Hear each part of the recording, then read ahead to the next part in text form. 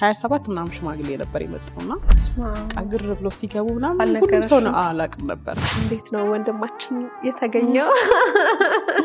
በጣም የሚችለኝ ብቸኛ ሰው እሱ ነው። ቢከፋኝም ብቸገርም ብደሰትም ማውራው የሚቀለኝ አይ ቲንክ ሶሻል ሚዲያ ላይ የምታውቃሽ የሱ አታወጣጭኝ። የርቀት ፍቅር በጣም ፈተና እንዳለው ነው ብዙ ሰዎች የሚናገሩት። በጣም ኤክሳይትድም ነበርኩ እኔ ከሰርግ በላይ ለሽምግልና ጓጓ ነበር። በፊት ለምን እንደሆነ አላውቅም። አብሮኝ አደጉ በጣም ለኔ በቃ ይሄ ሚዜ እኔ ነኝ ሚዜሽ ምን ትባባዩ የለም አብረሽ ስታርጊ ልክ 10 ቀን ምናምን ሲቀረው ከግማሽ በላይ የሚሆኑት ቀሩ። ዲኮርም የሚሰራልኝ በቂ ዕቃ እንደሌለው ነገረኝ። ልብስም የሚሰሩልኝ ሰዎች ጋር ስደውል እነሱም ስልክ ባለማንሳት ተባበሩኝ። ቃል የገቡልኝ ሁሉ ጠፉ ማለት ነው። የገጠመኝም አይነት አለው። ያንቺ ደግሞ የተለየ ነው።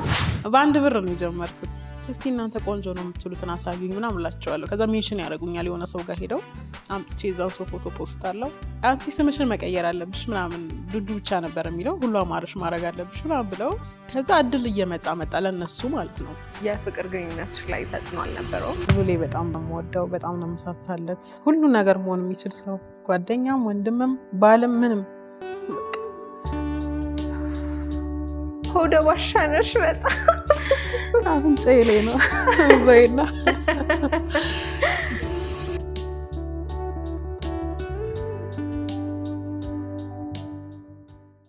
ከዚህ በፊት 8 ሳይቶችን በ10 ዓመታት ውስጥ ጥንቅቅ አርጎ ሰርቶ ያስረከበው ድርጅታችን ቴምር ሪል ስቴት አሁን ደግሞ የመኖሪያ ቤቶችን በሳር ቤት፣ በፒያሳ ሊሴ፣ በአዋሬ እንዲሁም በጋርመንት እና በአያት ምቹ በሆነ አከፋፈል ከ15 እስከ 35% ዲስካውንት አድርጎ እናንተን እየጠበቀ ይገኛል። ለበለጠ መረጃና ሳይት ጉብኝት ከታች ባለው ቁጥር ይደውሉልን።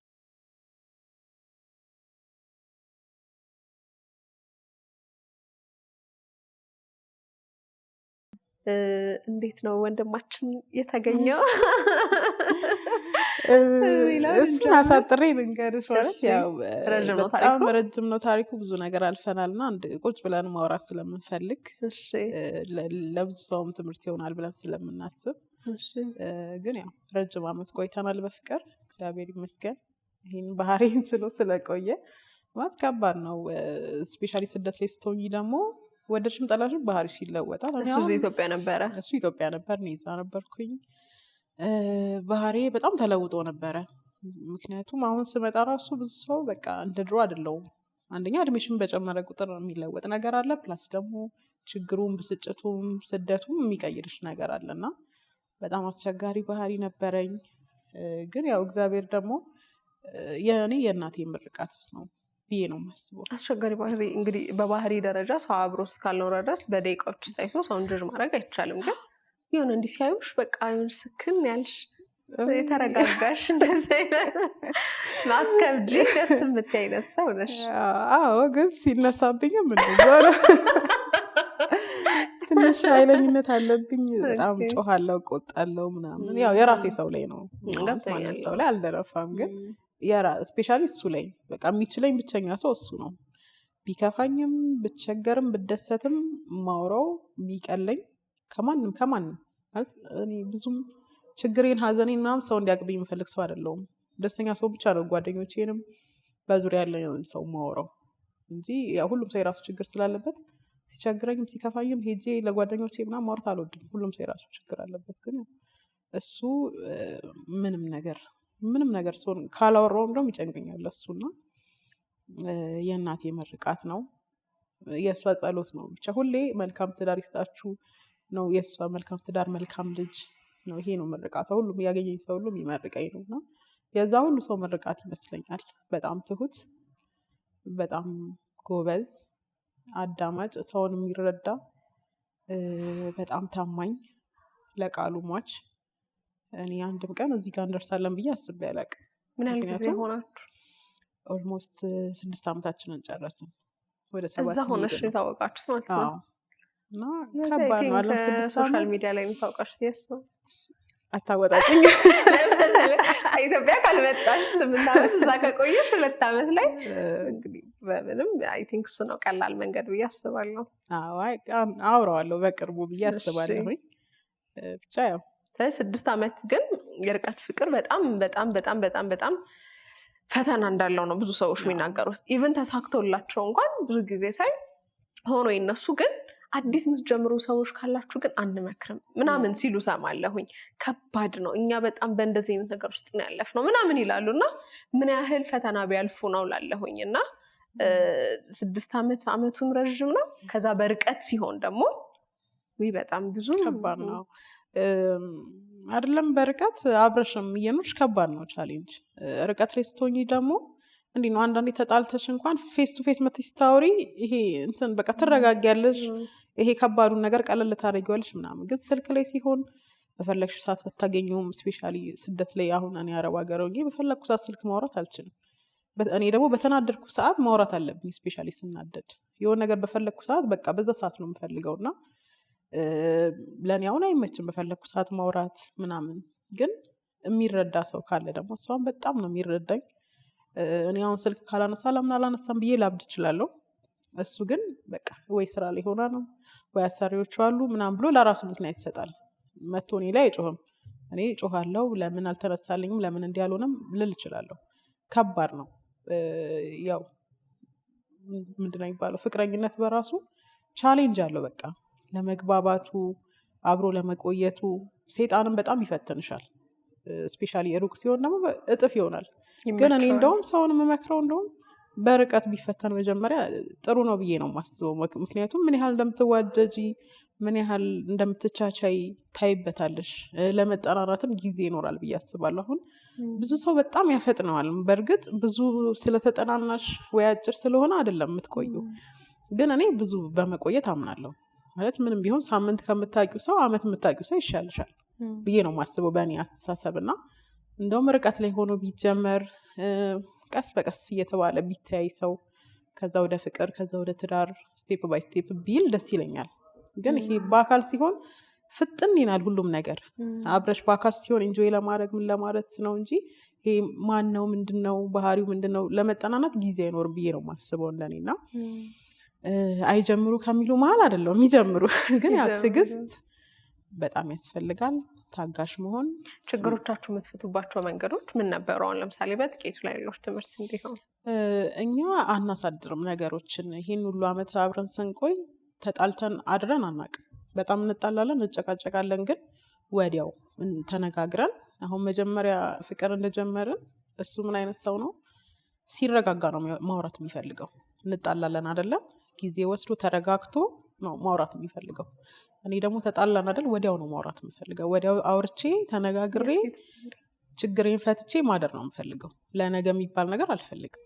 እና ተቃራኒ ሆነን በጣም እና ያናድደኛል። ይሄ ጊዜ የሚወስደው ነገር ራሱ ያናድደኝ ነበር። እና ተነጋገርን። የሆነ ቀን ነገርኩት። እኔ ሰላም ስንሆን ጠብቄ እኔ ነገር በጣም ነው የሚደብረኝ። የሆነ ስንጣላ ቆይ ነገ ከነገ ወዲያ ስረጋጋ እናውራ የምትለው ነገር ደስ አይለኝም። ወዲያው ነው ማውራት የምፈልገው። እሱ ደግሞ ስናደድ ላስቀይምሽ እችላለሁ፣ ላስቀይምሽ አልፈልግም። ስረጋጋ ቀስ ብዬ ሳላስቀይምሽ ማውራት ነው የምፈልገው አለ። ኦኬ፣ አንድ ስቴፕ ወደ እኔ አንድ ስቴፕ ወደ አንተ እንምጣና እናስተካክል ይሄን ነገር ተባለ። ተስማማ። ከዛ ጊዜ በኋላ ምንም አይነት ችግር ይፈጠር ወዲያው ተነጋግረን፣ እኔም አላስጨንቀውም። በጣም ከተናደደ እታገሰዋለሁ ራሱ እስከሚያወራ። እና ደስ የሚለው ባህሪው ጊዜ ውሰድ እንጂ መጥቶ ያብራራልሻል። እና እንደዛ የተባባለን ብቻ በምንችለው አቅም አናሳድርም ነገር። የሆነ ነገር ይፈጠር ወዲያው ተነጋግረን ይቅርታ ማለት ካለብኝ ይላለሁ፣ ማለት ካለበት ይላል። ችግራችንን ፈተን በሰላም እንቀጥላለን ማለት ነው። ይሄ አለመተያየቱ ስላለ አንቺ አሁን ተነስተሽ ስልክሽን ብትዘጊ አለቀ። ማፍረስ ቀላል። እሱም እንደዛ መሀላችሁ ያለው በዚህ ሁሉ በሀገር ልዩነት አንድና አንድ ዲስታንስ ፍቅር እንዲቀጥል 6 ዓመት ትልቁን ስራ የሰራው መሀላችሁ ስልክ ነው። ስልክ የሚባለው ስለዚህ ያ ከሌለ በቃ አለቀ። የምታዩም ትዳስሹ ነገር የለም። ስለዚህ እምነት የሚለው ነገር ደግሞ በጣም ትልቁን ቦታ ይዛል አይደለ? የፍቅር ግንኙነትም ትዳርም ላይ። ስለዚህ እሱ ነገር እንዴት ነው ሰዎች አስታመው መቀጠል የሚችሉት? አጠገብሽ የሌለን ማታዩን ሰው ምንድን ነው የምታደርጊ የምትችው? በእምነት ጉዳይ ዲስታንስ ላይ ያለ ሰው ያው ለፈጣሪ መስጠት ነው ብዬ ነው የማስበው እንጂ የምትጠይቂ ከሆነ ስልካውን አላነሳም ካለሽ የት ሄዶ ነው ከማን ጋር ነው ብለሽ የምታስጨንቂ ከሆነ ራስሽን ነው ጭንቀት ውስጥ የምትከች ብዬ ነው የማስበው። እኔ እየዋሸሁት ከሆነ ፈጣሪ ያጋልጠኛል የሆነ ቀን ብዬ ነው የማስበው። እሱም እየዋሸኝ ከሆነ ፈጣሪ የሆነ ቀን የጊዜ ጉዳይ ነው ያጋልጠዋል። እውነት ተደብቃ አትቀርም ምንም ቢሆን። ያንን ስለማምን ራሴን አላስጨንቅም፣ አምነዋለሁ። በቃ ምንም ሲያደርግ ሊውል ይችላል እኮ ግን በቃ እኔ አምነዋለሁ፣ እሱም ያምነኛል። ምንም ይሄ እንጃ ኮሽታ የለም። አንዳንዴ ፈጣሪ ይመስለኛል ይሄን ነገር፣ ግን ብዙ ሰው የሚጠይቀኝ ነገር ነው። ግን እኔ አንድም ቀን ጠርጥሬው ወይ ስልክ ያላነሳልኝ ከሴት ጋር ሆኖ ነው ወይ እንዲህ እያደረገ ነው ምናምን የሚል ወደ አይምሮዬ መጥቶ አያውቅም። ቢመጣ እንኳን በቃ ማዳመጥ አልፈልግም ያንን ድምፅ። አይ ቢዚ ሆኖ ነው ብዬ ነው ራሴ ማሳመን የምፈልገው፣ እሱም እንደዛው። ከዛ በተረፈ ግን ለፈጣሪ ሰተሽ አንቺ ታማኝ መሆን ነው የሚጠበቅብሽ። በቃ ከአንቺ የሚጠበቅብሽን ማድረግ። ከዛ ያ ሰው በምላሹ የሚገባሽን ከሰጠሽ ይሰጥሻል። የማይገባሽን ደግሞ እየሰጠሽ ከሆነ ፈጣሪ የሆነ ቀን የልብሽን አይቶ ያሳይሻል ብዬ አስባለሁኝ። ለዛ እኔ ለፈጣሪ ሰጥቼ እኔ ራሴ ጋር ያለውን ነገር ነው ማስተካክለው ብዙ ጊዜ። በቃ እኔ ምን የጎደለ ነገር አለ እኔ ጋር፣ ብቻ ከእኔ የሚጎለው ነገር እንዳይኖር። ከዛ እሱን አልቆጣጠረውም። የት ገባ የት ወጣ ምናምን ማለት አልወድም። ማመን የሚለው ነገር በቃ ፋይሉን ይዘጋል ማለት ነው። አይኔን ጨፍኛ አምነዋለሁ።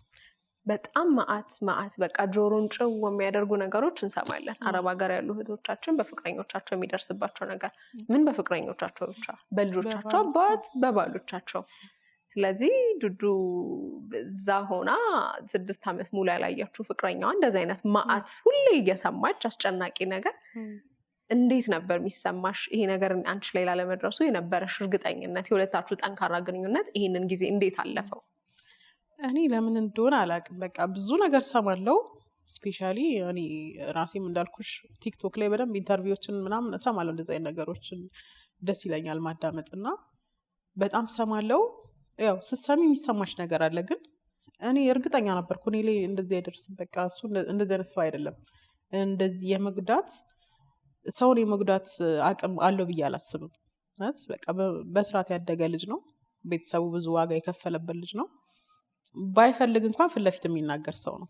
ይሄን ነገር አልፈልግም፣ ይሄ እንዲህ ነው የሚል ሰው ስለሆነ በቃ እንደዛ ያደረገኝም ብዬ ነው እኔ ሙሉ ልቤ ሰጥቼ ነው ማምነው። ግን ኦፍኮርስ የሚሰማው ነገር ያስደነግጥሻል አንዳንዴ። ይህን ሁሉ አመስቆይ እኔ ፈርቼ አላውቅም። ግን እውነት ለመናገር መጨረሻ አካባቢ ልመጣ አካባቢ እንዲህ 3-4 ወር ምናምን ሲቀረኝ በቃ የማላስበው ነገር የለም። አሁን ሴት ባለትዳር ቢሆንስ የልጆች አባት ቢሆንስ እንዴት ነው ሪያክት ማድረግ ያለብኝ እና ራሴን በቃ ማሳመን የጀመርኩት ምንም ነገር እዛ ሄጄ እንደጠበቅኩት አይነት ሰው ባይሆን በቃ ካስቀመጥኩት ቦታ ባላገኘው በቃ በምችለው አቅም ኦፍኮርስ ሰው ነኝ፣ እጎዳለሁ። የጠበቅኩት ነገር ነው፣ ግን ህይወት ይቀጥላል ብዬ ነው የማስበው። በትክክል አሁንም ሌሎች በደንብ እንዲማሩበት ስለምፈልግ ነው በደንብ ዲፕሊ የምጠይቅሽ እና ሁሌም አይምሯችን ውስጥ የሚመጣው የሆነ ነገር እንኳን ከሆነ በቃ አረብ ሀገር ያለሽ ሴት ከተባለ ወይ ባይሳካላት ህይወት እንኳን እንዳሰበችው ሳይሆንላት ብትመጣ እንኳን ሰው እርግጠኛ ሆኖ ነው የሚናገረው። ብሯ አለው እንዳብልታ ነው እርግጠኛ ሆኖ ነው የሚናገሩት። እና መሀላችሁ የገንዘብ ነገር የነበረው ነገር እንዴት ነበረ? ማለት አሁን እንትኑ እንዲያርገሽ ሰጥሽ ነው የሚለውን የግል ህይወትሽ ለመግባት ሳይሆን ኤክስፔክቴሽኑ ነበረ ወይ? ከነበረስ እንዴት ነበር በጨዋ ደንብ ሪስፖንድ ታደርጊ የነበረው?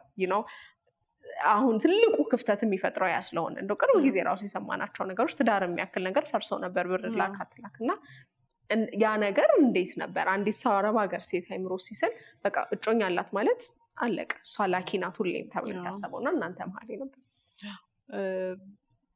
ስቲል እንደዛ የሚያስብም ሰው ሊኖር ይችላል። ግን ያው እኔ እንዳልኩሽ እኔም እህቴም አንድና አንድ ሀሳባችን ቤቱ ላይ ነው። በቃ ሰራን ለሱ ነው። ሌላ ማስብበት እንትን የለም። እሱም ደግሞ ይሄ ገንዘብ አንጪ እንደዚህ እናርግ በዚህ ወጥቶ በዚህ ወርዶ የሚል ሰው አይደለም። ባለው ነገር ለእኔ ጥሩ ነገር አመቻችቶ መጠበቅ የሚፈልግ ሰው ነው። በቃ በሚችለው አቅም እንዳልመለስ መጥቼ አሁን ብዙ ሰው መጥቶ ያየውና ስልችት ብሎ ተመልሶ ይሄዳል። እንዳልመለስ በራሱ በሚችለው አቅም እየሰራ ህይወታችንን ለማስተካከል እንጂ በቃ በሚችለው አቅም መጥቼ የተስተካከለ ህይወትን እንዲኖረኝ ነው የሚፈልገው እንጂ ከኔ እንደዚህ አድርጊ እንዲያድርጊ የሚል ሰው አይደለም። ቢጠይቅም አለም ልስጥ ብልም የሚቀበል ሰው አይመስለኝም። ግን እኔም ያው የምሰጥበት እንትንም አልነበረኝም። ያው ለራሴ እንኳን መጨረሻ ላይ ነው በቃ 2 ወር 3 ወር ሰርቼ ነው ትኬት የቆረጥኩት፣ ልብስ ጫማ ምናምን እንኳን የገዛሁት መጨረሻ 3 ወር ምናምን ነው ለራሴ። ከ8 ዓመት ውስጥ ለራሴ 3 ወር ነው የሰራሁት። ያ ሁሉ ለእናቴ ነው።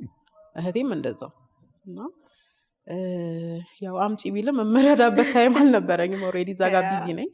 እኔ አሁን እንደዚህ በቃ እኔም ለእናቴ እንደዚህ ማድረግ ፈልጋለሁ፣ እኔም ለእናቴ ብር መላክ ፈልጋለሁ፣ ግን አላምናትም ምናምን የሚለኝ ሰው አለ። ቪዲዮን ፖስት ካረኩ በኋላ ምን ላድርግ?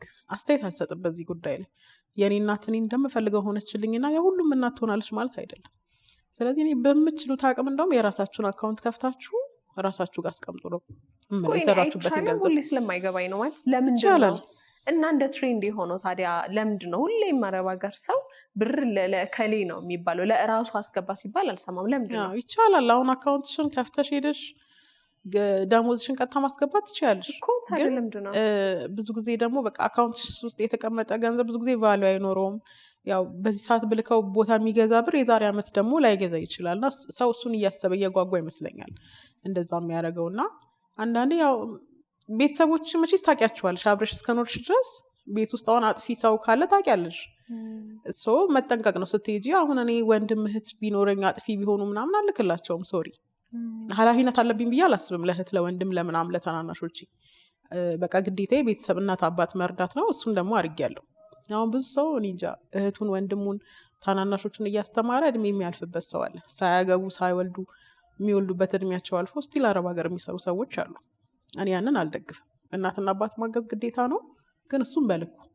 ከዛ የራስሽን ህይወት ደግሞ መኖር አለብሽ ብዬ ነው የማስበው። በጣም አሪፍ። እያለን እንግዲህ ከዚህ ከኦልሞስት የልጅነትሽ አይደለ 6 ዓመት ረጅም ጊዜ ነው። ወደ ጋብቻ ለመምጣት ወሰናችሁ። ስትመጪ እንደምታገቢ አስበሽበት ተዘጋጅተሽ ነበር የመጣሽው? አዎ ያው ታወሪያለሽ፣ ሁሌ ፕላን ታደርጊያለሽ። በዚህ ጊዜ ተጋብተን ወልደና ብለሽ ታወሪያለሽ። እግዚአብሔር ይስጠው የገባውን ቃል ስቴፕ ባይ ስቴፕ ነው የፈጸመው። በቃ ስትመጪ ቀበልሻለሁ፣ ቤተሰቤን አስተዋውቅሻለሁ፣ ሽማግሌ ልካለሁ፣ አብረን እንኖራለን። ያው ታወሪያለሽ በወሬ ደረጃ። ግን ያው ብዙ ጊዜ ተግባር ላይ ዜሮ ሊሆን ይችላል። ወሬ ብቻ ሆኖ የሚቀርበት ጊዜ አለ። ብዙ ጊዜ እናወራዋለን ይሄን ነገር። ብዙ ጊዜ ፕላን እናደርገው ነበረ። እንደመጣሁኝ እንዳለውም ወስዶ ቤተሰቦቹን አስተዋወቀኝ። እግዚአብሔር ይስጣቸው። እነሱም በጣም በጥሩ አዲስ ሰው የተዋወቅኩ አልመሰለኝም። ያው በወሬ ያውቃሉ ጓደኛ እንዳለው ምናምን። ለመጀመሪያ ጊዜ ጀስት በአካል መታወቃችን ነው አዲስ ነገር እንጂ በደንብ ያውቁ ነበረ ስለ ሁለታችን። ከሱ ጋር እስኮ በአካል የመጀመሪያችሁ ነው። ያው እንዴት ነው ስሜቱ ንገሪኝ እስኪ። ረዥም ዓመት በስልክ የምታውቂው ሰው በአካል ስታየው ስሜቱ ከባድ ነው በጣም። አይመስልሽም? ልክ ስፔሻሊ መጨረሻው ሰዓት ላይ እኮ ይኖራል፣ ግን ይሄ የመጨረሻው ሰዓት ላይ አይመስልሽም ራሱ የምታገኛቸው በአካል እነዛን የናፈቁሽን ሰዎች ምናምን። ግን የመጀመሪያ ቀን ሳየው በቃ እኔ የምፈራው ምናምን መስሎኝ ነበረ ለማቀፍ። ምን ከረጅም ጊዜ በኋላ ሰውን ስታገኝ በቃ የምትፈሪ ይመስልሻል ስታስቢው። ግን እንዳሰብኩት አልፈራሁትም ምናምን፣ ደስ ይል ነበረ። ብቻ ተገናኘን፣ በጣም ደስ የሚል ነበረ። ከዛ ያው ቤተሰቦችንም ተዋወቅኩኝ። ጥሩ ነበረ፣ በጥሩ ተቀበሉኝ፣ እግዚአብሔር ይስጣቸው። ከዛ በኋላ አይ ቲንክ 15 ቀን በፊት ሽማግሌ ተላከ። ስለ ሽምግልና ወሬ ሽምግልናሽ ላይ የገጠሙሽ ነገሮች ሁሉ ነበሩ። በጣም የሚገርሙ የገጠመኝም አይነት አለው። ያንቺ ደግሞ የተለየ ነው። ሁሉም ገጠመኝ በጣም ያስቅ ነበረ። በጣም ኤክሳይትድም ነበርኩ። እኔ ከሰርግ በላይ ለሽምግልና ጓጓ ነበር። በፊትም ለምን እንደሆነ አላውቅም። እኔ ሰርግም ቢቀር ግድ የለኝም፣ ግን ሽምግልና የምትባየው ነገር አለ። በቃ ትንሽ ቀዥቃዣ ከሆንሽ ምናምን የሚሰጥሽም ስም አለ ምናምን እና ይገባሻል እሱ ነገር ስላለ በክብር ሽማግሌ ተልኮ መውጣት ያው እንደ ሀበሻ ባህል ትልቅ ነገር ነው በጣም። እና ቤተሰብም በጣም የሚፈልገው ነገር ስለሆነ በጣም ኤክሳይትድ ነበርኩኝ። እና ለሁሉም ሰው ቀድሜ ነበር መናገር የፈለግኩት። ምክንያቱም ያው ጥር 3 ነበር ሽምግልና እና በጣም ሰርግ የሚበዛበት ሽምግልና የሚበዛበት ድግስ የሚበዛበት ወቅት ስለሆነ ስፔሻል የምላቸውን ሰዎች ያው ቀድሜ ፕሮግራም እንዳይዙብኝ ነግሬያቸው ነበር። ያው ሩቅ ነበረ፣ በእርግጥ አርሲ ነጌሌ ነበረ ሽምግልናው። ግን በቃ ቀድሜ ነግሬያቸው ሁሉም ደስ ብሏቸው የተቀበሉኝ። መጀመሪያ በቃ እንመጣለን፣ ምንም ችግር የለም፣ በቃ ስለ ልብስ ሁሉ ምን አይነት ልብስ ነው የምንለብሰው ምናምን ወሬ ጀምረን ነበረ። ከዛ ግን ያው እነዚህ ጓደኞች ማለት ኢትዮጵያ እያለሽ የነበሩ አብረውኝ የተማሩ አብረውኝ ያደጉ በጣም ለእኔ በቃ ይሄ ሚዜ እኔ ነኝ ሚዜሽ እኔ ነኝ ሚዜሽ ምን ትባባዩ የለም። አብረ ስታርጊ እንደዛ አብረውኝ ያደጉ አብረውኝ የተማሩ አብዛኞቹ ከሀገር ውጭም ያሉ አሉ፣ አገርም ያው በስራም በትዳርም አገር የቀየሩ አሉ። ብቻ ያገኘዋቸውን ሁሉ ለመጥራት ሞክሬ ነበረ። ግን ያው ከግማሽ በላይ የሚሆኑት ቀሩ። ይገርማል። ግን ምን ይገጠመኝ እንደሆነ ምክንያታቸው እንኳን አጥጋቢ አይደለም። ምክንያታዊ ሰው ሲሆን ደስ ይላል። ግን ምክንያታቸው ራሱ እዚህ ግባ የማይባል ነው። ቀሩ በቃ። ብዙ ደግሞ ቲክቶክ ላይ የሚያውቁኝ ምናምን ልክ ስለ ሽምግልናው ሳወራ ምናምን እኔ አላሰብኩም ጭራሽ ስፖንሰር ምናምን፣ ግን ራሳቸው እየጠየቁኝ ዲኮር እንስራልሽ፣ ማስታወቂያ ስሪልን፣ ልብስሽን እንስራልሽ፣ ማስታወቂያ ስሪልን የሚባል ነገር መጣ። ሲጽፉልኝ እሺ ጥሩ ሀሳብ ነው ብዬ ተቀበልኩኝ። ዲኮሩንም፣ ልብስም፣ ሜካፕም ሁሉንም ኬቴሪንግ ምናምን ሁሉ አናግረው ነበር። ግን ቤተሰብ ደግሞ አይ እኛ ራሳችን ነው የምንሰራው ስላሉ እሱ ቀረ። እንኳንም እሱን አልተቀበልኩኝ። ከዛ በቃ ሁሉም ነገር ስፖንሰር አገኘው። እንደውም ወጪ ቀነሰልኝ ብዬ ቁጭ አልኩኝ ማለት ነው። ልክ 10 ቀን ምናምን ሲቀረው ጓደኞቼም እየደወሉ መምጣት እንደማይችሉ ቢዚ እንዲሆኑ የሆነ የሚሄዱበት ነገር እንዳለ ምናምን ብቻ መናገር ጀመሩ። ዲኮርም የሚሰራልኝ ልጅ በጣም ብዙ ሰርግ ያን ቀን እንዳለበትና በቂ ዕቃ እንደሌለው ነገረኝ። ልብስም የሚሰሩልኝ ሰዎች ጋር ስደውል እንዴት ነው ደረሰ ወይ ምናምን ስላቸው 2 ሰዎች ነበሩ እና እንደውም እንዴት ነው የምለብሰው ሁሉ ብዬ ግራ ገብቶኝ ነበር። ወይ አንዱን ጠዋት ወይ አንዱን ከሰዓት ለብሳለሁ፣ ምክንያቱም የግድ ፕሮሞሽን መስራት ስላለብኝ ለእነሱም በሚል እነሱም ስልክ ባለማንሳት ተባበሩኝ። ብቻ ሁሉም ያው ቃል የገቡልኝ ሁሉም ማለት ይቻላል ጠፉ ማለት ነው። ከዛ እንግዲህ ዲኮርም የሚሰራልኝ የሆነ ነገር ደግሞ ፈልጌ መተው አልችልም ማለት ኢትስ ኦኬ። ዲኮርም ቢቀር እኮ ችግር የለውም፣ ዋናው ሽማግሌ መግባቱ ነው ደስ የሚለው። ግን የሆነ ነገር ፈልጌ እንዲቀር አልፈልግም እና ተሯሯጥኩኝ ምናምን። ከዛ ደግሞ ተከፍሎ የሚሰራ መፈለግ ጀመርኩኝ። ጥር ስለነበረ ቀድመሽ ነው ወር ምናምን ሲቀረው ነው ፕሮግራም ማስያዝ ያለብሽ እንጂ እንዲህ ወዲያው ሁሉም ተይዘዋል በቃ። ስፔሻሊ ደግሞ ትንሽ ከተማ ናት አርሲ ነገሌ። ከዛ አልፎ ሻሸመኔ ሐዋሳ ድረስ ነበረ። እንኳን ቢሆን ብዙ ምርጫ ይኖርሻል፣ ብዙ አማራጭ ይኖርሻል ኦፍኮርስ። እና ሻሸመኔ ሐዋሳ ድረስ ጓደኞቼ በጣም ተሯሯጡልኝ። እና ሄላ ቲክቶክ ላይ የማውቃቸው ልጆች እና ሚት ሰርፕራይዝ ዲሊቨሪ ምናምን ቲክቶክ ላይ ነው የሚያውቁኝ። ግን ቀስ ነግራቸው እንደ ራሳቸው ጉዳይ ተሯሯጡልኝ ምናምን። ከዛ ዲኮር የሚሰራልኝ ያገኘው ልብስም ገዛሁኝ። የፕሮግራሙ ቀን ደረሰ። ከዛ እሑድ ሊሆን ቅዳሜ ቀን ደግሞ ካሜራማኔ እሱ እኔ እንጃ ገና ወር ምናምን ሲቀረው ጀምሮ እንደሚሰራልኝ ቃል የገባልኝ ሰው ነበር። በጣም ትልቅ ሰው ነው ምናምን፣ በጣም ፌመስ ነው። ስሙን መጥራት አልፈልግም። ኦኬ እዚህ ያራ አዲስ አበባ እዛ በቃ ባጭሩ መምጣት እንደማይችል ነው የነገረኝ።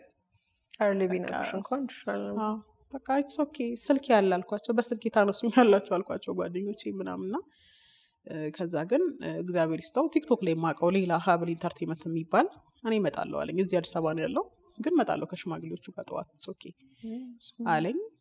ከሽማግሌዎቹ ጋር መጣና ሰራልኝ ማለት ነው። ግን ምን አይነት ገጠመኝ ነው? በጣም ሁሉ ቢቆጠር በጣም ብዙ ነው። ኦኬ 1-2 እኮ ችግር የለውም ይገጥምሻል ፕሮግራም ስታዘጋጅ። ግን ሁሉም የሽምግልና የቀን ሜካፕ ጀስት ጸጉሬን ተሰፋሁኝ። ያን ቀን ጠዋት መጥተው እንደሚፈሽኑኝ እና ሜካፕ እንደምሰራ ነው የማውቀው።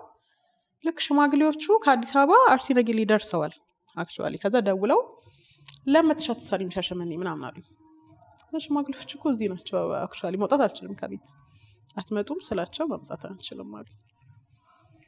ከዛ እንደገና ወጥቼ የሰፈር ጸጉር ቤት ምናምን በቃ ሁሉም ደግሞ ወረፋ ነው። እሑድ ቀን ነው አስቢ። በቃ ዝም ብዬ እንደው የሆነ ልጅ ለምኘው ከላይ ነካ አረገኝ ጸጉሬን። ከዛ ሂና ልሰራኝ የመጣች ልጅ ነበረች ቤት። እኔ ሜካፕ እችላለሁ አለች። ከዛ ረስት የሰራሽው ምናምን አልኳት። አሳየች ፎቶዎች ሳይ በጣም ያማምራሉ። ሰራችኝ። እግዚአብሔር ስታት መስታወት በጣም ቸኩዬ ስለነበር መስታወት እያየሁ አልነበረም ስትሰራኝ። ከዛ ሽማግሌ ገባ ማለት ነው። ሽማግሌ ገባ። እኔም ጠብቀው እውነት ለመናገር 3-4 ሽማግሌ ነው። አትሊስት እጮኛዬ ሰርፕራይዝ አደረገኝ። ቀን ወደ 27 ምናምን ሽማግሌ ነበር የመጣውና ቀግር ብሎ ሲገቡ ምናምን ሁሉም ሰው ነው አላውቅም ነበር፣ ግን በጣም ነበር የምወደው። ይሄ ብዙ ሰው ሲመጣ ሽማግሌ ምናምን እናወራ ነበርና እሱን ያው ከቁም ነገር ይዞት ነበረ። ግን እኔ ለቤተሰቡ የተናገርኩት 4 ሰው እንደሚመጣ ነው። ያው ከዚህም ስለሆነ የሚሄዱት ሩቅም ስለሆነ እና ከአዲስ አበባ ድረስ ነው 20 ምናምን ሰው ይላካው 27 ሰው እና ገቡ ሽማግሌዎች ምናምን አወሩ። እሺ ተባሉ፣ ገቡ፣ በሉ፣ ጠጡ ምናምን። ከዛ ሙሽራዋ ማየት እንፈልጋለን ተባለ ማለት ነው። ከዛ ነይ ምናምን ላይሽ ይፈልጋሉ ተባሉ። ከዛ እሺ ብዬ ብድግ ብዬ ፊቴ ነጭ ሆኛለሁ። ነጭ በቃ ምን ይሁንልሽ የሆነ የሞተ ሰው ነው መስለው ማለት ነው። ተለማመደችብኝ። ያሳየች ሌላ ሰው ፎቶ ነው ማለት ነው። እኔ እንጃ አይ ዶንት ኖ በፊልተር ይሁን ያሳየችኝ። ጭራሽ ግን በጣም የሚያስጠላ ሜካፕ ጭራሽ ከከለሪ ጋር ራሱ ማቻ ያደረግም ያደረገችልኝ ፋውንዴሽን ነጭ ሆኛለሁ። በቃ በጣም ደነገጥኩኝ። ከዛ ቆይ ነው እንዲህ ሳደርገው ይጠፋል ከከለርሽ ጋር ይመሳሰላል፣ ቆይ ትንሽ ትለኛለች። አንቺ መሀል ላይ መጥተሽ እንዳለብሽ አታውቂም ነበር? አላውቅም፣ አልተነገረኝም። ድንገት የመጣ ሀሳብ ነው። ከዛ ኖ እኔ አልወጣም እንደዚህ ሆኜ ያልኳቸው። ከዛ ወይ አጥፊልኝ፣ ከዛ ኖ የባሰ ጭምልቅልቅ ይላል ከጠፋ እንደዚህ ይሻላል ምናምን ብቻ ለማስተካከል ሞከሩ ምናምን ምንም። ከዛ በቃ አይውሽም እኮ ጀስት በነጠላ ተሸፍነሽ ውጪ፣ ከዛ ተመልሰሽ ትገቢያለሽ፣ ተመርቀሽ ምናምን ተመልሰሽ ትገቢያለሽ አለ። ከዛ ኦኬ አልገለጥም። አሁን ከዛ ሁለት ጓደኞች ሸፍነውኝ በነጠላ ወጣን ማለት ነው። ወጣን ቁጭ አልን ምናምን ተመረቅን ምናምን። ከዛ ሳያዩሽ ማለት ነው። ነጠላው አንሱት ተባለ። ከዛ እኔ ሁለቱም ጓደኞቼ ልጅ እንዳታነሱት ነጠላውን፣ ከዛ እነሱ አንሱ ይባላል ነጠላውን። ከዛ በቃ እንደዚህ አንገቴን እንደደፋው በቃ እናቴ በጣም ከዛ በኋላ ስትነግረኝ በጣም የደነገጥኩት ስትተኝ ነጭ ሆኛለሁ። ነጭ ፊቴ ለብቻ በቃ እንዴት እንደተሸማቀኩኝ ያስቃል። እንደዛ ብሎ ማለፍ ነው። ከዛ ደግሞ ድንጋጤው አለ። እኔ ደግሞ በጣም ነው የሚያለበኝ እንዲሁ። ከዛ ሙቀት አለ ቤት ውስጥ ያ ሁሉ ሰው አለ፣ ድንጋጤውም አለ። በቃ ላቤ ይወርዳል። ተኝ በቃ ምን እንደምመስል ማለት ነው። እና ብቻ ያው ደስ ይል ነበር። ግን ግቢ ስባል ሮጬ ነው የገባሁት ወደ ጓዳ ገብቼ ወዲያው ነው የታጠብኩት ፊቴ። በቃ ፊቴ ታጥቤ ያስለቅኝ ሜካፕ አልፈልግም። ከዛ በኋላ ሜካፕ አልተቀባውም እንዲሁ ነው ያልኩት። ይሻላል። አዎ እና በቃ በገጠመኝ የተሞላ ነበር። ግን ደግሞ መጨረሻ ደስ ይል ነበረ። አዎ ግን ደስ ይል ነበረ። ያ ባለቤት ራሱ እንደዛ ያለው ሽማግሌ ልክ ነው። አዎ እሱም ቤተሰብን ራሱ በጣም አስደንግጧል። ያ ሁሉ ሰው መምጣቱ፣ ከዛ ድረስ ረጅም መንገድ ነው። ከዚህ እዛ ድረስ ቢያንስ 4-5 ሰዓት መንገድ ነው። እና እግዚአብሔር ይስጣቸው አክብረውኝ እዛ ድረስ የመጡት ጓደኞቹን፣ ቤተሰቦቹን፣ ሁሉንም የኔም ቤተሰቦች እግዚአብሔር ይስጣቸው አላሳፈሩኝም። ጎረቤቶቼ፣ የእናቴ ጓደኞች በቃ ሰርግ ነው ሽምግልና እስኪባል ድረስ ማለት ነው። እና ሰው ሲያየኝ በማግስቱ እንደው እየደነገጠ ነበር። ማለት ሰርግ ነበር የሚመስለው። በዛው የሄድኩ ነበር የመሰላቸው። እና በጣም ደስ የሚል ሆኖ አልፏል። እግዚአብሔር ይመስገን። ገጠመኙ እንዳለ ሆኖ። አዎ ገጠመኙ በጣም ይገርማል። ግን በጣም በቃ መታደል ነው እንዳልኩሽ ነው አይደለ? ይሄ የብዙዎች ምኞት ነው። ስደትም ያሉ የትም ያሉ ለቤተሰብ ደርሶ ቤተሰቦች በህይወት ኖረውልሽ ማድረግ ያለብሽን አድርገሽ ከዛ ያንቺንም ህይወት ወደኋላ ሳይያዝ ደግሞ ያንቺንም ዓለም ማሳየት መታደል ነው። ለአንቺ መታደል ነው፣ ለእናትሽም፣ ለእህቶችሽም፣ ለሁሉም ደስ የሚል ገጠመኝ ነው። እና ከዛ በኋላ የእናትሽ ስሜት ምን ይመስል ነበረ? ውይ በጣም ነበር ደስ ያላት። ያው ለቤተሰቦች ሁሌም ልጅ ነሽ። በቃ እኔ እንደ ልጅ ነው ሁሉም ሰው የሚያየኝ ምናምን በቃ። እና እውነት አልመሰላትም ነበረ። ክሬዲቱንም ሰጠው ለሱ ነው። እውነት ለመናገር ማለት ወንድ ነው፣ ብዙ ነገር ማድረግ ይችል ነበር፣ ብዙ አማራጭ ነበረው። ግን ታማኝ ሆኖ ጠብቆ ቃሉን ደግሞ ያለውን በሙሉ ቃሉን መፈጸሙ በጣም ደስ የሚል ነገር ነው። እናቴም በጣም ነበር ደስ ያላት፣ አባቴም፣ ሁሉም ሰው በጣም ነበር ደስ ያላቸው። ደስ የሚል ነገር ነው ሽምግልና። በቃ እኔ እንጃ በክብር አግብተሽ ስትወጪ ደስ የሚል ነገር አለውና ሁሌ ማየት የምትፈልገው ነገር ስለሆነ እናቴ ያንን በማየቷ በቃ ዛሬ በሞት አይቆጨኝም ነው ያለች። በጣም ነበር ደስ ያላት። ያው እግዚአብሔር ፈቅዶ ደግሞ እንግዲህ ወልደን ደግሞ ልጆቻችንን ለማየት ያብቃቸው። አሜን። ሰርግ ቀን ተወሰነ? አዎ ሚያዝያ አካባቢ ያስበናል። ቀን አልወሰንም፣ ግን ያው ከሚያዝያ አያልፍም ብለናል። አሜን። ለዛ ያደርሳል። አሜን። ተጠርታችኋል። በዚህ አጋጣሚ ካሜራችን ይዘን ያኔ በእኛ ነው ካሜራችን ገረለው። እንግዲህ በጣም ደስ የሚል ነው አይደለ? እንዲያቺ ትንሽዬ ልጅ ተነስተሽ ሄደሽ ፌስታልሽን ይዘሽ እየሮጥሽ እንደሄድሽ እንዲህ በዓለም ተመልሰሽ ደግሞ ሰዎች እንደዚህ ጎረቤት ሁሉ እስከሚመርቅሽ ድረስ ዓለማቸውን ማሳየትሽ በጣም ደስ የሚል ነገር ነው። ወደ ሶሻል ሚዲያ እንምጣ፣ ወደ ቲክቶክ። 600 ስንት 70 ምናምን ሺህ ኦልሞስት ወደ 700,000 የሚጠጋ ህዝብ እንበላ ይከተላታል ዱዱንና ምን አይተው ነው ምንድን ነው እንዲህ ሁሉ ሰው እንዲከተልሽ ያደረገው? ኮንተንትሽ ምን ነበረ? ወደ ሶሻል ሚዲያ እንዴት መጣሽ የሚለውን አልችልኝ። የናፍቆት ስሜትን ወደ እውነተኛ ደስታ፣ የርቀት ስሜትን ደግሞ ወደ ቅርበት ይለውጡ። በዓለም አቀፍ የፔይፓል ክፍያ ጋር በመጣመር በፍጥነትና በአስተማማኝ ሁኔታ ከየትኛውም የዓለም አቀፍ ክፍል ሆነው የልደት፣ የበዓል ወይም የፍቅር ስጦታዎችን በቀላሉ ላኩ። በአገር ቤት ለሚኖሩ ውድ ወዳጆቹ ያልተጠበቀ ደስታን ይስጧቸው። በአበሻ ጊፍትስ በኩል የመረጡትን ስጦታዎች በተቀላጠፈ ሁኔታ ወዳጅ ዘመዶች እጅ ይደርሳል። ያም እውነተኛን ደስታን ይፈጥራል። ሀበሻ ጊፍትስ .net ፍቅርን ከሩቅ የሚያቀራርብ። ዛሬውኑ ይጎብኙና የሚያስደስት ስጦታን ይላኩ። ቲክቶክ ያው እንደ ቀልድ ነው የጀመርኩት። ቲክቶክ ሲባል ብዙ እንደውም ያኔ ኢትዮጵያ ያልተጀመረም። እኔ ያኔ ሞል ውስጥ ሰራ ነበር፣ ቻይና ሞል ውስጥ ነበር የምሰራው፣ አረብ ሀገር ነበርኩኝ እና አሰሪዎቼ ናቸው እንደከፍት ያደረጉኝ። ልብስ ስለነበር የምሸጠው እዛ ላይ ፖስት እንድናደርግ እንደዚህ አይነት ነገር አለ ብለው አሳይተውኝ ነው የከፈትኩት። ከዛ የተወሰነ ጊዜ ከቆየ በኋላ አንድ ኢትዮጵያኖችን ማየት ጀመርኩኝ ምናምን እና እኔም ለምን አልሰራም ብዬ አንዳንዴ ራሴም ዝም ብዬ ያው ድምጾችን የፊልሞችን ድምጽ በማስገባት በዘፈን ምናምን መስራት ጀመርኩኝ። ከዛ በኋላ እንትን እያለ መጣ፣ በደንብ እየተስፋፋ ኢትዮጵያ ውስጥ ብዙ ሰው እየተጠቀመው ምናምን መምጣት ጀመረ። ከዛ ግን እኔ ስራ አቆምኩኝና ታሰርኩኝ። በመሀል ሰው ቤት ገባሁኝ። ሰው ቤት ሰራ ያው ጊዜ አጣሁኝ፣ ራሴ መስራት አልቻልኩም። ግን ያው አካውንቴን ማሳደግ ስለምፈልግ ያገኘሁትን ነገር ፖስት ማድረግ ጀመርኩኝ። ከዩቱብ ላይም ኢንተርቪዎችን በቃ ሰውን ያስተምራል ብዬ የማስባቸው ነገሮች ፖስት አድርጋለሁ። አካውንት ማሳደግ የሚለውን ነገር እንዴት አሰብሹ? በሰዓቱ አሁን ነው ወደ ስራ የተቀየረው ብዬ ነውና ጥቅም የለውም በዛ ሰዓት፣ ግን ደስ ይልሻል። በቃ ይሄን ያህል ተከታይ አለኝ ማለቱ ምናምን። በዙሪያ ከነበሩት ሁሉ የኔ ይበልጥ ነበረ ያኔ 5,000 ምናምን ቢሆነው ተከታይ፣ ግን ያው ከሁሉም የኔ የተሻለ ስለነበር ያው ደስ ይልሻል። የሆነ ነገር ፖስት አድርገሽ ብዙ ላይክ ሲኖር ቪው ብዙ ሲሆን ሰው ፎሎ ሲያደርግሽ እንዲሁ ደስ ይልሻል። ጥቅሙ አላውቀውም ነበር ያኔ እውነት ለመናገር። ከዛ በኋላ የታመሙ ሰዎችን ቪዲዮ መስራት ጀመርኩ። በደንብ ቫይራል መውጣት ጀመረ። የታመሙ ሰዎች ማለት እርዳታ የሚያስፈልጋቸውን ሰዎች አንቺ ያገዝሽ ቪዲዮ ሰራላቸዋለሁ፣ አካውንታቸውን ለጥፋለሁኝ፣ የሚያስፈልጋቸውን ነገር ትንላለሁ እና ቫይራል መውጣት ጀመረ። ብዙ ሰው መታገዝ ጀመረ በምሰራው ቪዲዮ እና ላይቭ ላይ ቁጭሽ እና ብር ማሰባሰብ ነው? አይ በጭራሽ እንደዛ አላረግም። ጀስት ቪዲዮ ነው የምሰራላቸው። በቃ እንዲህ ችግር አለባቸው እንደዚህ ያስፈልጋቸዋል ብዬ ቪዲዮ ሰራለሁ። እንዲህ እንዳሁኑ ሳይበዛ ማለት ነው ያኔ።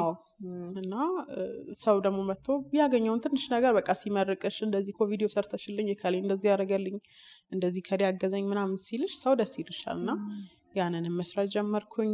ብቻ ያገኘሁትን ነገር ነው ፖስት ማደርገው።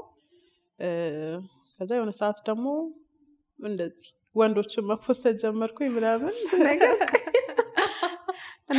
እንዴት ነበር የጀመርኩት? ያ በአንድ ብር ነው የጀመርኩት። አንድ ብር ፊቱን የገለጠ ጊዜ በጣም መነጋገሪያ ሆኖ ነበረ እና ብዙ ሰው እሱ ነው አይደለም እየተባለ ነበር። እና እንደ አጋጣሚ እኔ ፖስት አደረኩኝ የመጀመሪያውን ቪዲዮ እሱ ነው ተብሎ የተለቀቀው እና ወደ 2 ሚሊዮን ታየ። ከዛ በቃ ደጋግሜ እሱን እያሳደርኩ መፖስት ጀመርኩ ማለት ነው። እኔ ያው ለቪዩ ነው እና በጣም ቫይራል ይወጣል ማለት ነው። ከዛ በኋላ ኢንተርቪው ሲደረግ ምናምን ብቻ ያገኘሁትን ቪዲዮ ማስታወቂያ ምሰራ እያመጣው ፖስተው ነበረ። ከዛ ሰው ይከራከር ጀመር ኮመንት ላይ። ግማሹ ቆንጆ ነው ይላል፣ ግማሹ አይ ቆንጆ አይደለም፣ እስቲ እናንተ ቆንጆ ነው የምትሉትን አሳዩኝ ምናምን እላቸዋለሁ። ከዛ ሜንሽን ያደርጉኛል። የሆነ ሰው ጋር ሄደው አምጥቼ የዛን ሰው ፎቶ ፖስት አለው። ከዛ አይ ከሌማ ከዚህ ይበልጣል እያሉ ሜንሽን ያደርጉኛል። ከዛ አሁንም እየሄድኩኝ እያመጣው ፖስተዋለሁ። እንደዛ በቃ አንቺ ስምሽን መቀየር አለብሽ ምናምን፣ ዱዱ ብቻ ነበር የሚለው፣ ሁሉ አማርሽ ማድረግ አለብሽ ምናምን ብለው ከዛ ዱዱ ሁሉ አማርሽ ብዬ ቀየርኩት። ከዛ ጓደኞቼ በቃ ሜንሽን ያደረጉኝ ጀመር። ቆንጆ ሰው ባዩ ቁጥር ሜንሽን ያደረጉኛል። ከዛ እድል እየመጣ ለነሱ ማለት ነው። ብዙም ተከታይ የሌላቸውን ነው ፖስታቸውና ፎሎቸው መጨመር ጀመረ። እና አንድ ልጅ አንቺ እኮ ገና 300 ምናምን ተከታይ ነበር ያለውና እኔ ፖስትቼው ወደ 2 ሚሊዮን ታየ የሱ ቪዲዮ። እና እሱ ላይ እኮ አይተውኝ ማስታወቂያ ሰሩ። ያህል የሚታይልሽ በጣም ነው የሚታየው። ምንድነው ንግግር ምናምን ታወሪያለሽ? አላወራም። ጀስት በዘፈን አድርጌ ፖስታቸዋለሁ። የምጽፋቸው ነገሮች አንዳንዴ ይሄ መጨረሻ ነው ይሄ ወደፊት ባሌ ነው ምናምን እያልኩ እጽፋለሁ። ሰው ፈን ያደርገዋል ያንን ነገር። በቃ ኮመንት ላይ ደግሞ ይሄን አመጣሽ ምናምን እያሉ ከዛ ደግሞ ሜንሽን ያደርጉኛል እዛው ላይ።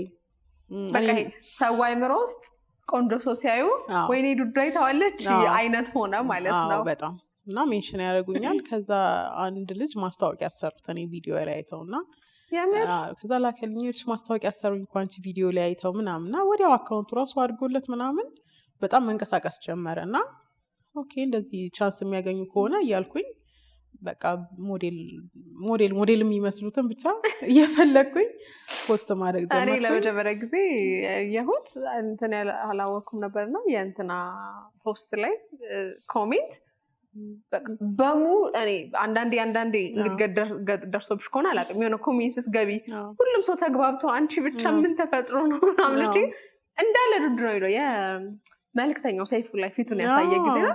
እስር ቤት ነበርኩኝ ያኔ የሚገርምሽ ሀገር እዚህ ታስሬ ነበር እና ያኔ ከእስር ቤት ስወጣ ሳየው እና አላወኩም አንዱ ሚሽ እንዳለሽ ሄድ ማን ይሄ ልጅ ምናምን ላለው እና መልክተኛው ነው ምናምን ነገር አሉኝ። እና ሳልፖስተው ፊቱን ጀርባውን ፖስት የላቸው ነበረ። ድምፁን ምናምን የሆነ ቀን ላይቭ ላይ ምናምን ሪከርድ አድርጌው ድምፁን ፊትክን አሳየኝ ምናምን እያልኩ እየጻፍኩለት ሪከርድ አድርጌ ምናምን ፖስቼ ነበር። ብቻ ሰው በጣም ለመደው፣ ፈን ማድረግ ጀመረ። ያው በቁም ነገር የሚወስደውም ሰው አለ፣ ግን ብዙ ሰው ደግሞ ለፈን እንደማደርገው ማወቅ ጀመረ። ወንዶቹም እንደ ጀስት ላይቭ ላይም ጆይን ስል ምናምን ሲያዩኝ በቃ ዱዱ መጠች ሆነ የሚያሳዩት ሪያክሽን ደስ ይላል፣ ያስቃል። በጣም ደስ ይላል። በጣም ደስ ይለኝ ነበር እንደዛ። እና ልክ ጆይን ስል በቃ የሚያሳዩኝ ፊት ምናምን ደስ ይላቸዋል። እና ያንንም ሪከርድ እያደረኩኝ ሪያክሽናቸውን መፖስት ጀመርኩ ምናምን። ብቻ ሰው ፈን የሚያደርግ ነገር ያው ይወዳል። ቲክቶክ የላይቭ ሰው አይደል? ላይቭ ትገቢያለሽ? አይ አንዳንዴ ብዙም ጊዜም ስለማይመቸኝ ከስራ ጋር አልገባም። እንዲሁ ግን ያው ቀላዩ ላይ ሳያቸው እየገባውኝ ሪካርድ አደርጋቸዋለሁ፣ ፖስት አለው። በቃ ራሳቸው ሼር ያደርጉልኛል። ከዛ የሆነ ሰዓትማ እነሱ ራሳቸው ፖስቲኝ እኔን መቼ ነው ፖስቲ ማለት ጀመር። እኔ ቆንጆ እንዴ ምናምን መባል ጀመርኩኝና እሱ ሞር ሰው እንዲያቀኝ ያደረገው። የፍቅር ግንኙነትሽ ላይ ተጽዕኖ አልነበረው? ምክንያቱም አሁን ለምሳሌ ህዝቡ የሚያውቀው ከዛሬ ስትፖስቺ ያው ስምሽ ሁሉ እስኪወጣ ድረስ እንደዛ ነው። እና አንቺ በዚህ ጋር እያበሰልሽ ነው ይላልሽና እሱና አንቺ ጋር ያለው አንደርስታንዲንግ እንዴት ነበረ? እሱ እንዴት ማለት ይሄ ድንገት የሆነ ነገር ነው። ይሄ አጋጣሚ ምልሽ በዚህ አይደለም ቲክቶክ ነው የጀመርኩት እንዳልኩሽ። ከዚህ ወንዶች ከመፖስቴ በፊት ብዙም ፖስታቸው ነገሮች ነበሩና ይሄ ደግሞ ድንገት በቃ ይሄ አንድ ብር ፊቱን ገለጠ ከተባለ ጊዜ ጀምሮ ድንገት በቃ ይሄ የሆነ ቫይራል የምትወጪበት ጊዜ ጥቂት ጊዜ ነው ቲክቶክ ላይ ካየሽ። እና ድንገት የተዋከበ ነገር ነው በቃ የሆነው ምናምና። ብዙም የሶሻል ሚዲያ ሰው አይደለም። ቲክቶክ አካውንት ራሱ የለውም ስልኩ ላይ። ግን የሆነ ሰዓት በጣም ስሜ ገነንና ሰማ ከሰው ነው የሰማው ራሱ እንጂ አይቶ አይደለም። እና ግን ያው አይደብረውም ማለት እኔ ማንንም ሰው አይደለም ይልሽ ማለት አይ እሱም እንደዛ ነው የሚለኝ። ዱዱ ነው እንጂ ኦኬ ሊያበሽቀኝ ሲፈልግ ያው ዶዮ ይለኛል በትክክለኛ ቤተሰቤ። እና አልደበረውም። ያው እኔም አሁን ታውኩኝ ኢትዮጵያ ከመጣሁ በኋላ ትቻለው መፖስት እንደዛ አይነት ነገር። ግን ያው ለፈን ያስቃል፣ ለፈን እንደሆነ ስለሚረዳ ብዙም አልደበረውም። ያው ጥቂት ሰው ነው መጥፎ ስምም የሰጠኝ እንጂ አብዛኛው ሰው ለፈን እንደማደርገው ምናምን እንትን ብሎታልና አሁን ደግሞ በየኮመንቱ በቃ ተወሽ አይደለ ለምንድን ነው የማትፖስቲው ይሉኛል። ስቲል አሁንም እንደ ፖስት ይፈልጋሉ ምናምን። በቃ እዛ ላይ የሚሰጡት ኮመንቶች ራሱ ፈን ያደርጉሻል በጣም በቃ ገብተሽ ራሱ ማንበብ ሱስ ነው የሚይዝሽ። እዛ የሚጻጻፉት ነገር እርስ በርስ ራሱ ደስ ይልሻል። ሌላው ማንሳት እንፈልገው የማዳም ቅመሞችና አሁን የምናየው ሶሻል ሚዲያ ላይ በጣም ሰፊ ተከታዮች ተመልካቾች ምናምን በአረብ ሀገር ያሉ እህቶቻችን ናቸው። እና እኛ እዚህ የሚሳልብን የሚነገረን አረብ ሀገር የምትሰራ ሴት በቃ በጣም የስራ ጫና እንዳለ ከፎቅ ፎቅ ከስራ ስራ ጠዋት ማታ ሌሊት እንደሚሰሩ ነው። እና አሁን ግን ስናይ ላይቭ ላይም አሉ፣ ዩቲዩብ ላይም አሉ፣ ቲክቶክ ላይም አሉ። በቃ ተመልካቾቻችን እነሱ ናቸው። እና ጊዜ አጠቃቀሙ እንዴት ነው? አሁን በጣም አሪፍ ታይም ላይ ያለ ነው ማለት ያሉት ማለት ነው። እኔ አሁን አረብ ሀገር የሄድኩ ጊዜ ዛሬ 8 ዓመት ማለት ነው። ስልክ መያዝ አትችይም። በጣም እድለኛ ከሆንሽ ነው ስልክ በጣም ጥሩ ሰው ከሆኑ ስልክ የሚሰጡሽ። እንጂ መደወል ከፈልሽ በ2 ዓመትም የማይደውል ሰው አለ ቤተሰቡ ጋር። አሁን ወደ 6 ወር ምናምን አልደወልኩም፣ አይሰጡኝም ነበረ ስልክ እና አሁን ላይ ግን በጣም ነፃነት አለ። ቀድመሽ እንደውም ስራ ስትገቢ የምትጠይቂ ዋይፋይ ነው። ስልክ ያው ማንም ሰው ስልክ ይኖረዋል ይዘሽ ነው የምትገቢው፣ ግን ብዙ ሰውን ዋይፋይ ከሌለ አንሰራም ይላሉ። እንዴ የምርሽና ለምን እንደሳኩ ይተከል አሁን እዚህ የሚሰሩ ሜሞች አሉና የቤት ሰራተኝነት ሲመጡና ምን ዋይፋይ አለ እንደውም አሁን የቅርብ ቀን እያየ ነበር ምንም ልሄድ ነው ምናምን ስለምን ስትላት ምንም በዳታይ ነው እየተጠቀምኩ ያለሁት ደህና ዋይፋይ የለሽ ምናምን ነው የቤት ሰራተኞቹ መስፈርት ነው። አሁን እንደዛ ሆኗል። የእውነት እዛ ዋይፋይ ግዴታ ነው ግዴታ ሲጀመር ሁሉም ቤት አለ። ግን አንዳንድ ደግሞ ልጆቻቸው እንዲያጠኑ የሚፈልጉ ሰዎች ወይ ፓስወርድ አይሰጡሽም ወይ ሰዓት አላቸው የሚከፍቱበት ምናምን። እንደዛ ከሆነ ብዙ ሰው መስራት አይፈልግም። ምክንያቱም ያው ብቸኛ ያለች ነገር ስልክሽ ነው መደበሪያሽም። ስራ ምናምን አያዘናጋም? በደንብ ያዘናጋል እንጂ ያው ሱስ ነው። አሁን እኔ ብዙ ሰው ይገርመዋል፣ ሰው ቤት ምሰራ አይመስላቸውም ነበረ እና የሆነ ቀን ነው ቪዲዮ እየቀረስኩኝ በአጋጣሚ ጠራችኝ እና የስ መዳም ስል ሁሉም አላስተዋልኩም እና አልቆረጥኩትም ከቪዲዮ ላይ።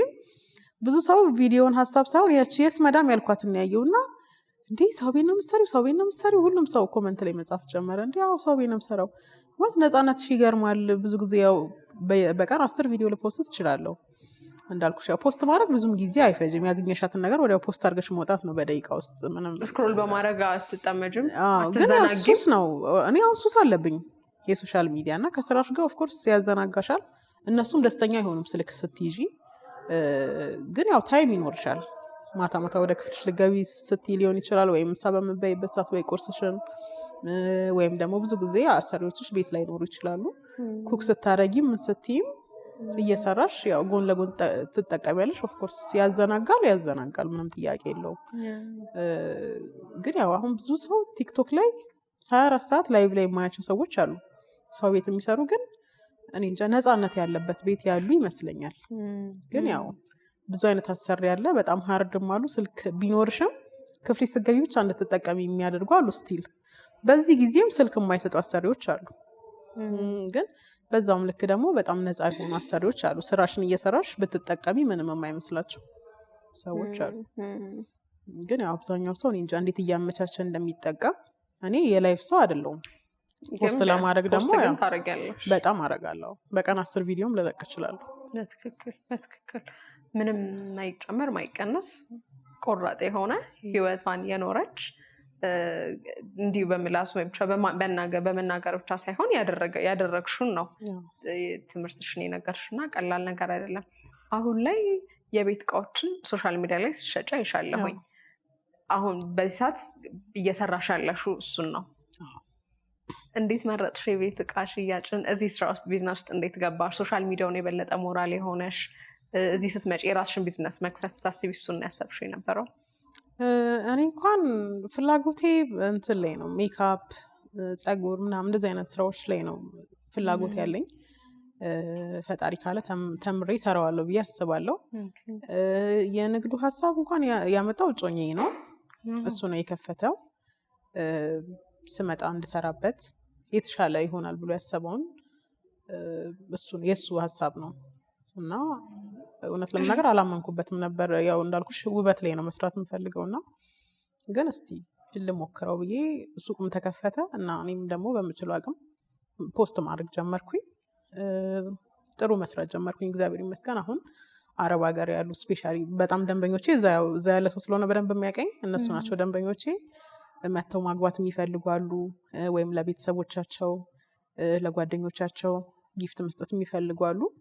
እንደዛ ኦርደር እያደረጉኝ አዲስ አበባንም ጨምሮ የተለያዩ ሀገሮች የፈለጉበት ሀገር እልክላቸዋለሁ። ለቤተሰብ ለራሳቸውም እንዲቀመጥላቸው የሚፈልጉ ሰዎች አሉ። ገዝተውም ደግሞ አምነው እኔም ጋር ማስቀምጥላቸው ገንዘብ እየላኩ ሲመጡ ሊወስዱ ማለት ነው ማስቀምጥላቸው አሉ። በዚህ አጋጣሚ በደንብ አረብ ሀገር ያሉ ሰዎች በደንብ ነው ሰው የሚያበረታቱት። በደንብ እኔ እንጃ ምንም ነገር ልስራ ብትይ እነሱ ናቸው ቀድመው የሚደርሱትና አምነው ምንም እኔ እንጃ ገንዘባችንን ብትበይስ ብለው እንኳን አላሰቡም። ያለ ምንም ጥርጥር ነው በቃ ይሄ ስንት ነው ይሉኛል፣ ይሄን ያህል ወዲያው ነው የሚያስገቡልኝ ገንዘብ አምነው እና እኔም ደግሞ በምችለው አቅም በፍጥነት በታማኝነት አደርስላቸዋለሁ የሚፈልጉበት ቦታ። እና አሁን ላይ እሱን ነው እየሰራሁ ያለሁት። ሱቅሽ የት ነው ያለው? በምን ደውለው ይዘዙ? ስልኬ ባዮ ላይ ያለ የቲክቶክ ዱዱ ሁላ ማርሽ የሚለው ላይ ባዮ ላይ ያለ ስልክ ቁጥሬ፣ ቴሌግራምም ዋትሳፕም አለው። በአካል መጥቶ መግዛት የሚፈልጉ ደግሞ ጳውሎስ ሆስፒታል ጋር ሎኬሽንም ስላስቀመጥኩኝ በሎኬሽን ቀጥ ብለው መምጣት ይችላሉ። በጣም አሪፍ። የቀረን ነገር ያላነሳ ነው ያለ አይመስለኝም። ከውልደትሽ እስካሁን ድረስ ያለሽበትን በደንብ አንስተናል። ያለሽበትን መንገድ፣ ስኬትሽን፣ ድክመቶችሽን፣ ጥንካሬሽን፣ ቤተሰቦችሽ ጋር ያለሽን ነገር፣ ፍቅር ህይወትሽ፣ ሁሉን ነገር ዳሰናል እና ራሱን የቻለ ትልቅ የሆነ ትምህርት ቤት ነው። አንዳንዴ ሰዎች እንዲሁን ይሁን ከንግግር በዘለለ የሄዱበትን የኖሩበትን ነገር እኔ በዚህ ፌል አድርጌያለሁ፣ በዚህ ተሳክቶልኛል ብለው ሲናገሩ በደንብ ፍሬ ማፍራት ነገር ስላለው ለዛ ብለን ነው እዚህ ስቱዲዮ ድረስ የጋበዝንሽ። ይሄ በአካል ያላየሽውን አመታትን በፍቅር አብረሽ የነበርሽውን ቃሉን በተግባር ኖሮ ያሳየሽን አጠገብሽ ባይኖርም አብራችሁ ባትመጡም ግን ባለበት ቦታ ፍቅርሽን ብትገልጪለት፣ መልዕክትሽን ብታስተላልፊለት። እኔ ሉሌ ነው የምለው። አንቺስ ትክክለኛ ስሙ ሉል አይደለም? አይ ትክክለኛ ስሙ አይደለም። እኔ ልዑል ነው የምለው። እንዴት እንደወጣ አላውቅም። ይሄ ስም የሆነ ሰዓት ሉል ማለት ጀምሬያለሁ እና ሉሌ በጣም ያውቃል።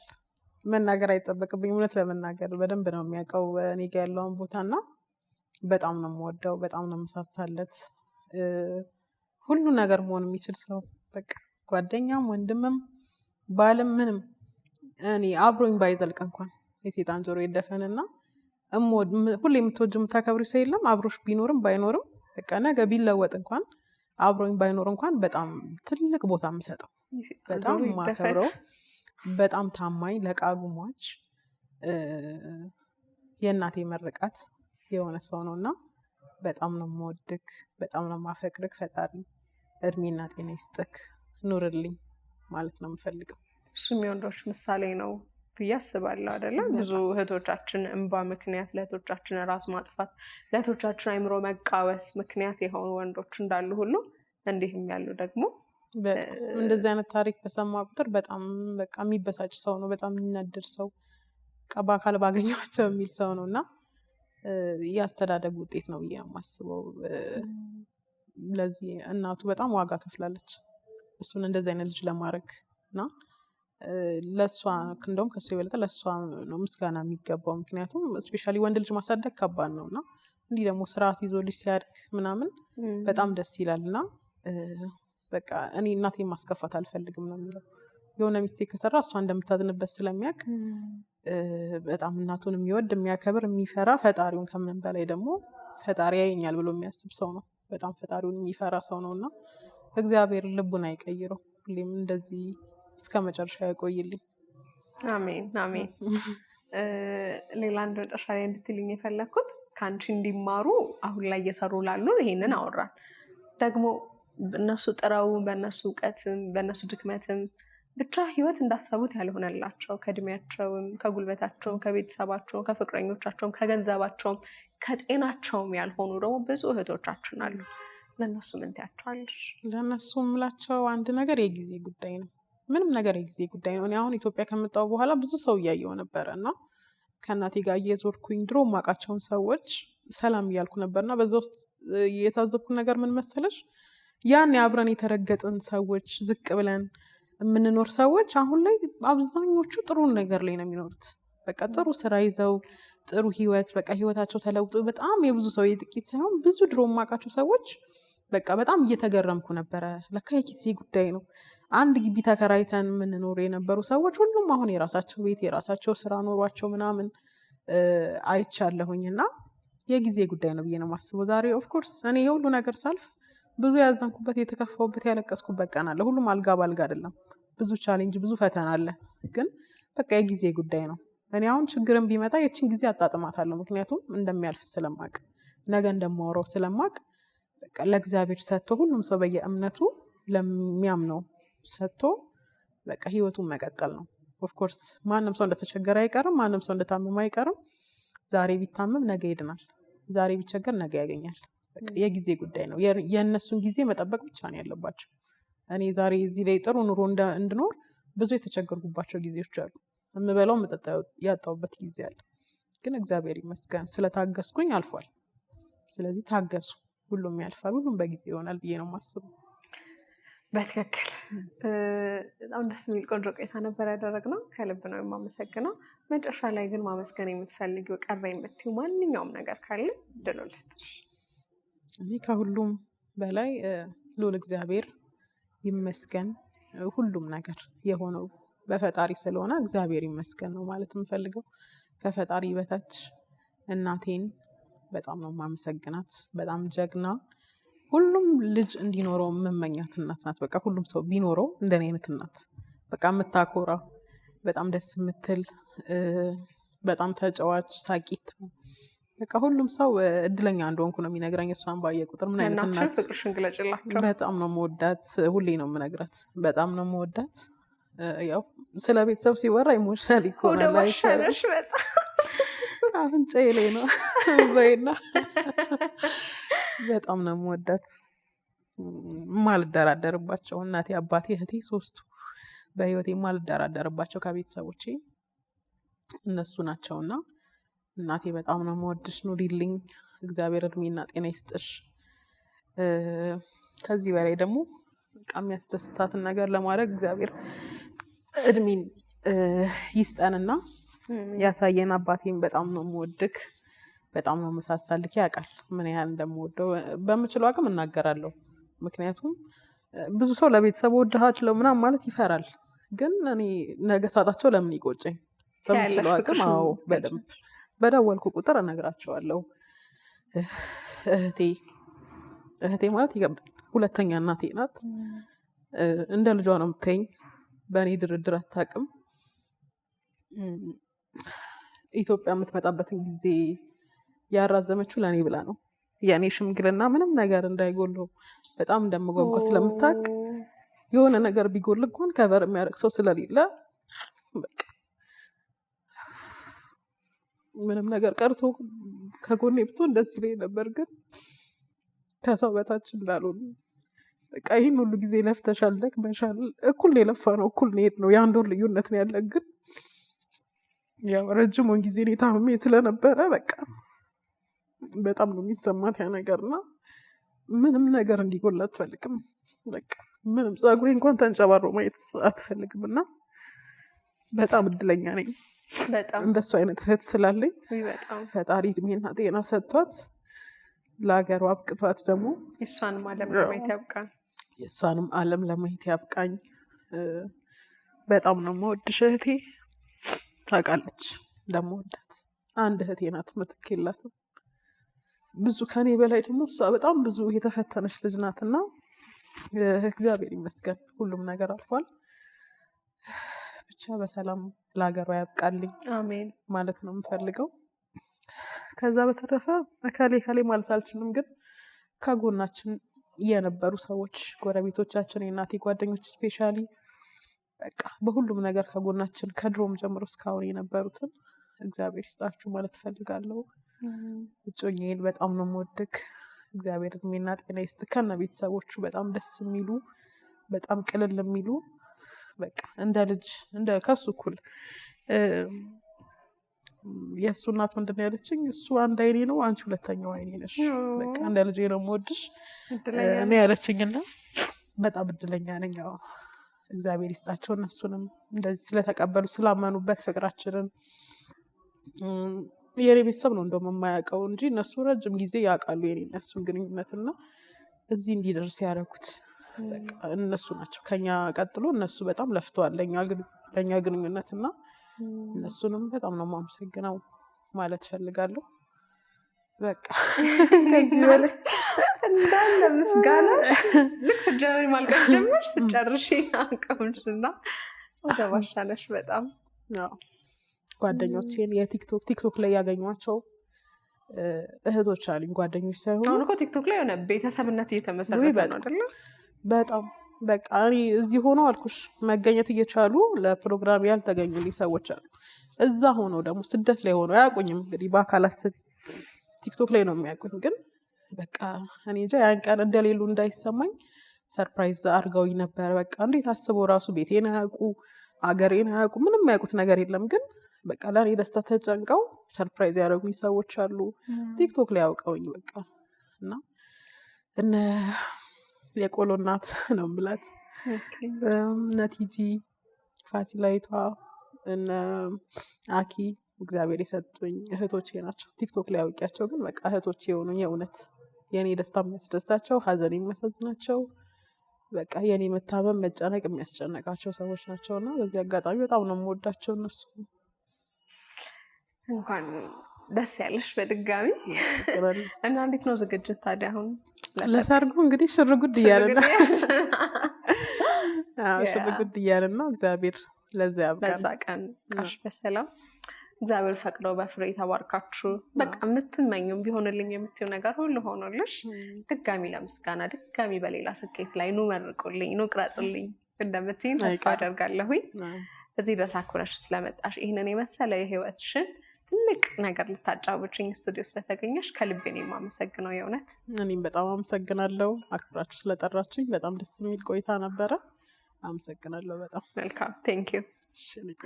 እሺ እንግዲህ ውዴታ ቲቪ ቤተሰቦቻችን እንግዲህ ከዱዱ ጋር ወይም ደግሞ ከፍሬ ህይወት ጋር የነበረኝ ቆንጆ ቆይታ እንዳያችሁት ነው። የመጣችበትን መንገድ ያሳለፈቻቸውን የ8 ዓመት የአረብ ሀገር ቆይታዋን ስኬቷን ሁሉም ነገር በደንብ አጫውታናለች። እስካሁን ድረስ ታዲያ ከቆያችሁ ወዳችሁታል ማለት ነው።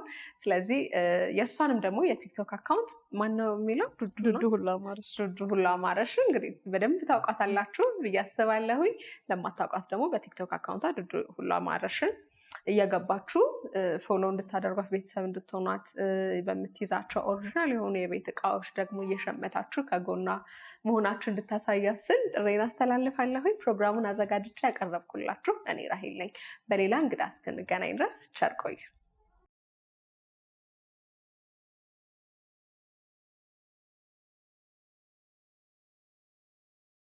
ከዚህ በፊት 8 ሳይቶችን በ10 ዓመታት ውስጥ ጥንቅቅ አድርጎ ሰርቶ ያስረከበው ድርጅታችን ቴምር ሪል ስቴት አሁን ደግሞ የመኖሪያ ቤቶችን በሳር ቤት፣ በፒያሳ ሊሴ፣ በአዋሬ እንዲሁም በጋርመንትና በአያት ምቹ በሆነ አከፋፈል ከ15 እስከ 35% ዲስካውንት አድርጎ እናንተን እየጠበቀ ይገኛል። ለበለጠ መረጃና ሳይት ጉብኝት ከታች ባለው ቁጥር ይደውሉልን።